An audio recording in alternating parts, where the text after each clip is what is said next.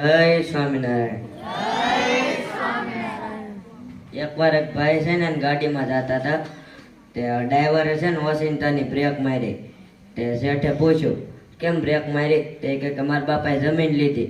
તે કે તાર બાપા પાસે બીડીને ઠોઠું લેવાને પૈસા નથી, જમીન ક્યાંથી લીધી? તે કે સામે જવો લખ્યું ડાય અર્જન. તે કે અભણી ડાય અર્જન નથી, ડાયવર્જન છે. એક બેન છે ને દુકાને જા બકાલું લેવા. તે બકાલું બહુ મોંઘું હતું ને, તે એ કે સસ્તું કરો.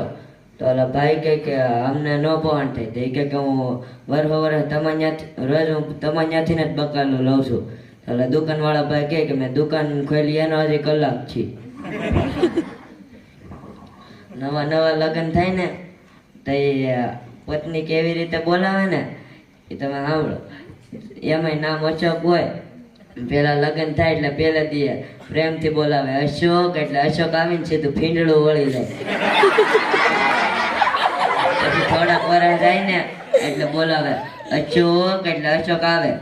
પછી પાછા થોડાક વર્ષ જાય ને એટલે ટાઈટ અવાજે બોલાવે અશોક, તે આવીને સીધો ટાઈટ થઈ જાય. પછી થોડાક વર્ષ જાય ને એટલે પાછા પછી બોલાવાની રીત હાવ બદલી જાય કે અશકા, એટલે અશકો આવે સીધો તરત. એ કે દૂધ લેવા જાય કે જાવ જાવ. એક વાર છે ને એક છોકરાને બેને પૂછ્યું, ઓલા શું કહેવાય છોકરાઓને બેને બનાવ્યું કે છે ને આપણે લાલ કલરમાં વાદળી કલર નાખીને તો જાંબુડો કલર થાય.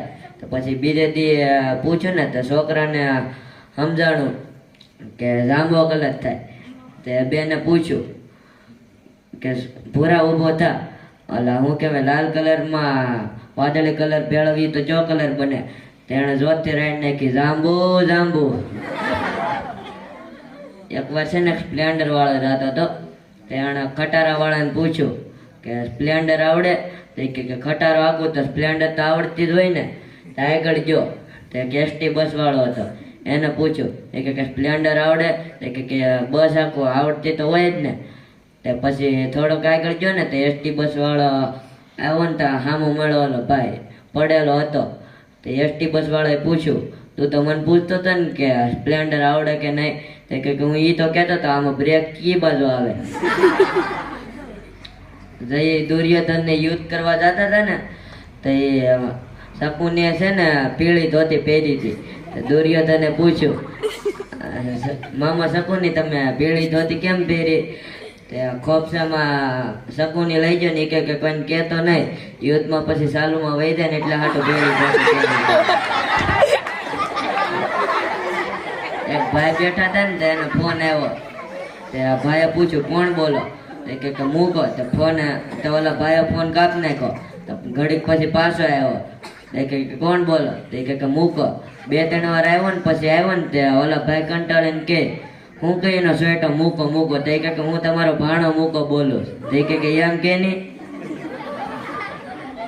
એક ભાઈને છે ને લોટરી લાગી પૈસાની.